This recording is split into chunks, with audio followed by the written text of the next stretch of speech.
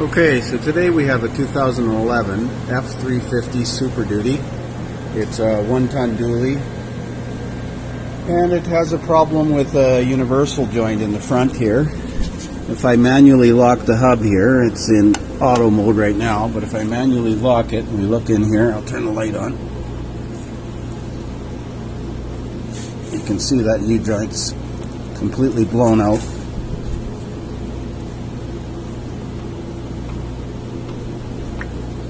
Especially that lower cross right there. So before I take this apart, I want to make sure that the vacuum hub lock mechanism is working properly. Right now it's in manual override. Now it's in auto.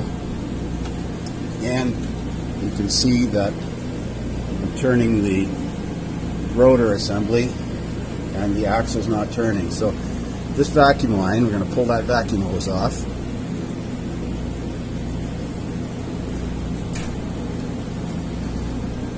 And put a vacuum pump on it.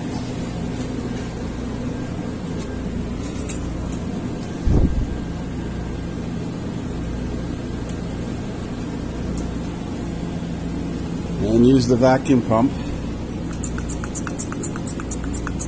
to create a vacuum in the hub. And this hub should hold vacuum if the seals are all good in there. And it is holding vacuum. Now the axle should be locked. And you can see that it's turning. So the system is working on this side at least. So when we put this back together again, we're going to have to ensure that it's working afterwards. So remove the outer wheel extension, 21mm nuts, impact gun, remove the brake caliper assembly. Don't let the brake caliper hang by the hose, so tie it up like I have. Took it off with the bracket assembly because the brakes are fine. We're not going to be doing any service work on the brakes. Take the rotor off. Looks like the wheel bearing was replaced on this fairly recently. We're going to have to remove the bolts that go through here, but before we do that, we're going to disconnect this wheel speed sensor. It attaches all the way back here. We'll have to disconnect that and disconnect all the clips because the wheel speed sensor is going to stay with the hub and bearing assembly. Then we'll have to take this outer manual locking hub off. We'll pick up in a few minutes there. So I got the wheel speed sensor wiring harness off. There's one small 6mm bolt with a 8mm head there, and two more here, plus little clips along the way, plastic clips. Some guys might consider removing this Allen head bolt here and trying to take the speed sensor out of the wheel bearing, but chances are it'll break off in there. I try not to disturb that if possible. Likely it will not come out, and I don't want to replace the speed sensor. We need to take this hub and bearing assembly off with the speed sensor attached to it. So next, the 4x4.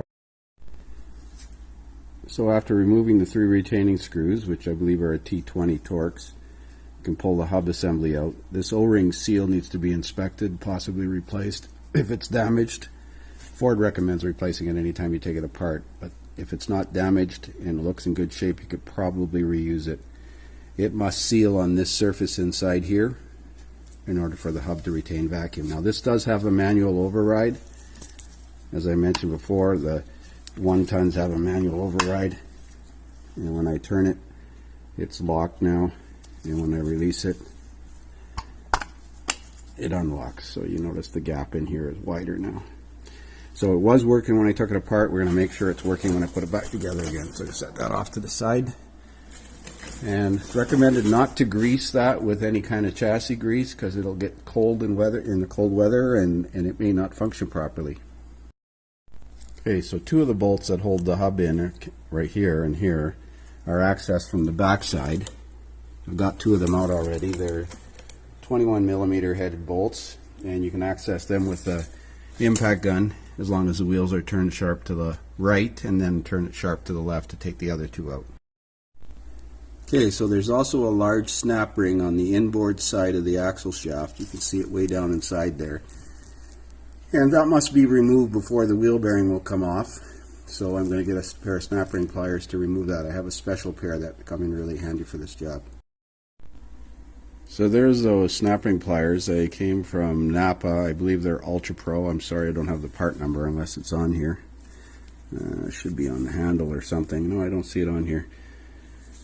Anyways, they work really well because they allow you to screw the handle in and either expand or retract. In this case, expand the snap ring to get it off of the inside in there. It's a bit of a challenge with conventional snap ring pliers like those because one, they're either too short or they don't have enough leverage. And well, this second blue pair here is for an internal snap ring, and this is actually an external snap ring. So these pliers I found to be very effective. They come with a bunch of different bits, work really well. Okay, so now the wheel bearing assembly is out. You can actually see another large yellow O-ring around the outside here that needs to be replaced. But before we can pull the axle out, we have to sacrifice this big seal here. It typically will not come out without damaging it, and it has to be replaced. A new one has to be pressed on the axle and then pressed into this steering knuckle. We also have to take this steering knuckle off to replace the upper and lower ball joints. It's got a seized ball joint on the bottom, or a dry ball joint. But that's where we're at. You can see that snap ring groove where that big snap ring went and why that had to be removed. So I'm going to have to get a new O-ring seal for this because I see it's got a little bit of a nick in it. And we'll continue. So there's the seal removed. I turned the wheel all the way to the right so I can get in behind it with an air chisel and tap the seal out. Like I said, it's going to be destroyed in order to pull this axle out. Now the seal's out of the way, the axle should just pull straight out of here. I might still have to pry it out. Yeah, I'm going to have to pry it out, I guess. It's just stuck in there. Okay, so there's the U-joint. This U-joint's been replaced before, and that's evidenced because it has a grease fitting in it. At least I thought I saw a grease fitting. Yeah, right there. Which means it's been changed before. There is another seal in here that keeps the dirt and stuff out of the axle tube, and that one's actually broken too, so I'm going to see if I can get a hold of one of those for tomorrow. I do have the big grease seal that goes on the outside here, this vacuum seal, but I don't have that one inboard seal. I do have the U-joint. But now we got this disassembled, we can take the steering knuckle off by removing the tie rod end, the lower ball joint nut, and the upper ball joint nut, because we have to change the ball joints. So the tie rod end nut can be removed, and then a couple of sharp wraps on the steering knuckle here, because it's cast iron. The shock will usually allow the tie rod to pop out. Do not use a pickle fork because you will damage the seal unless you're intending to change this tie rod end, and there's nothing wrong with this tie rod end, so we're not changing it. The upper ball joint castellated nut can be removed. You don't have to worry about the cotter pin if it won't come out because it'll just shear off as it has here. So that's off. Now for the lower nut. So I used a 34mm socket on this nut to remove it with a power bar. It's actually about 1 3/8 or something. And the upper nut, I can't remember what size that one was. Let's see here, 1 1/8. Now to get these ball joints free of the steering knuckle. There is a steel sleeve in here that has to be salvaged. Hopefully, hopefully this comes off. So reinstalled the castellated nut partially on there, and I used the air hammer because I'm not worried about damaging this ball joint. And I wrapped on it a few times, and you can see that that sleeve is actually coming out. So the top one's loose. So now it just remains the bottom one. I'm going to try with a long punch and the air hammer to go down from the top. So again, I put the nut back on top of the stud, ball joint stud, and I left the nut on the upper one, so now it's all loose. And pretty hard to take it apart without sacrificing. You've got to change one ball joint, you might as well change them both. So there's the steering knuckle off. The bottom ball joint is pressed in, but there's a token snap ring on the bottom that needs to be removed. The upper ball joint is pressed in, so we have to press them out with a ball joint press and press the new ones in. Clean up the knuckle. While I have that off, it'd be a nice time to change the seal. I see it's got a tear in it. Much easier to change now.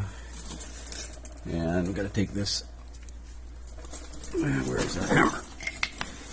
Take this piece out and clean up.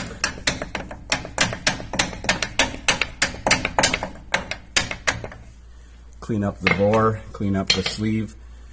Now they sell, oh, see, I see that one is slotted. It's offset. That's a camber adjustment. Well, I can tell where it was. You can see where the slot was. It looks like it's offset. Sure looks offset there. Well, good thing I can see where the marking is on the knuckle where that slot was. I'll have to put it back in there and mark it. Okay, so I cleaned up that upper sleeve, and you can actually see there's some markings on it. But it only goes in one way because that slotted part goes up against the back of the housing here. You can actually see the groove in the housing here where the original one was, so you can't really make a mistake putting this in. It has to go in like that because this flat goes up against the back of the housing like so. But it does have a, it does appear to be a camber caster adjustment, but it's fixed. I know the aftermarket sells a turnable or rotatable sleeve that will allow you to make caster adjustments, but we're going to put it back with stock settings. So here's the setup for pressing out the upper ball joint. I wasn't able to press out the lower one, but I managed to get it out with the air hammer. The reason being is well, one, the stud's too big to go through my adapter here, and secondly, there's an angle on this seat in here. It's not flat, so the sleeve like this doesn't sit square, so it came out with the air chisel quite easily actually. This one should come out with the impact gun though, and the ball joint press. So you want to clean the mounting surface. You're going to clean this a little bit more where the snap rings are going to go on both the inside and outside. You want to make sure there's no rust in there. This one, it protrudes, so it doesn't really matter, but the upper side here, that needs to be cleaned from rust. And then we got to figure out if we're going to push the top one in first or the bottom one in first. We'll see when we get there. So I got the upper ball joint spot clean and the lower one clean, the snap ring area clean. You want to make sure that there's no rust in there, because if you press the ball joint in and it doesn't go far enough because of rust to get the snap ring on, you'll have to press it back out, and you can see pressing it out usually destroys it. So let's figure out which ball joint to install first. So you can see that the upper ball joint needs to be installed first because the press is going to pull down on it this way, and the screw of the press has to be down through the lower ball joint hole, whereas the lower one can actually be pushed in when the upper one is in place. So here's the setup for pressing in the upper ball joint. I've got it pressed in now, and you can see why you do that one before the lower, because the ball joint press has to go through the lower hole. It's pretty hard to do it the other way. So now there's the lower ball joint pressed into place, upper one in place. We're going to remove that plug, put a grease fitting in it after, and we got to install a snap ring down here, and then we should be good to reassemble this. So there's the lower ball joint with its grease fitting, and the boot has to be installed with this little notch facing inboard, and same with the upper ball joint. And the reason for that is when you grease it, they want the grease to come out towards the inside and not potentially go out towards the brake rotor. Not that it's going to get there, it's got to go past the backing plate, but nevertheless they want this mounted inboard. That means inside towards the inside of the vehicle. Now people often complain that if the ball joints had grease fittings, they'd last longer. Well, they'll only last longer if people grease them on a regular basis, because this hole that allows the grease out will also allow contaminants in. The original ball joints were sealed, and although the seals are not 100% fallible, they do tend to keep moisture out better because they are all sealed. This upper ball joint is still fine. It's the lower one that was making noise when you turned, and yet it still looks like it's sealed. So again, have to maintain these things. If you don't grease them, they're not going to last regardless whether they got grease fittings or not. So again, I've used the ball joint press to remove the universal joint. Here it is here. You can see that it's in pretty sad shape. Like I said, it's a greasable universal joint, or at least it was greasable. There was a grease fitting in it, and I don't think it's been greased in a long time, so that's probably why it failed, considering the other one on the other side is still the original. Need to clean up this surface with a draw file, because that's where the snap rings are going to go on both halves, and then reinstall it.